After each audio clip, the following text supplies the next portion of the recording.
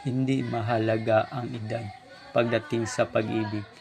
Ang tunay na pag-ibig hindi nakabase sa edad ng tao. Ang mahalaga, minamahal ka niya ng totoo. Lahat ng tao may karapatan umibig, bata man o matanda, may ngipin man o wala. Huwag mong isipin ang iba kung ikaw naman ay liligaya. Hindi mahalaga ang agwat ng edad, ang mahalaga may pagmamahal, pangunawa, pagsuporta at masaya kayo sa isa't isa.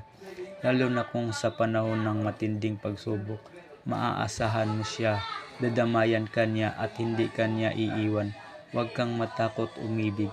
Huwag intindihin ang sasabihin ng iba dahil hindi naman sila ang makakasama ng taong iniibig mo. Pagdating sa pag-ibig, minsan magiging makasarili ang tao pero wala namang masama doon. Dahil kung mahal ka ng taong nasa paligid mo, mamahalin din nila yung taong iniibig mo. Basta pareho kayong walang asawa. Hindi masama kung malaki ang agwat ng edad ninyo sa isa't isa. Pero bago ka umibig sa taong malaki ang agwat ng edad sa iyo, kilalanin mo muna. Mas maganda yung walang sabit para malaya kayong makakakilos at maging masaya ang pagsasama ninyo.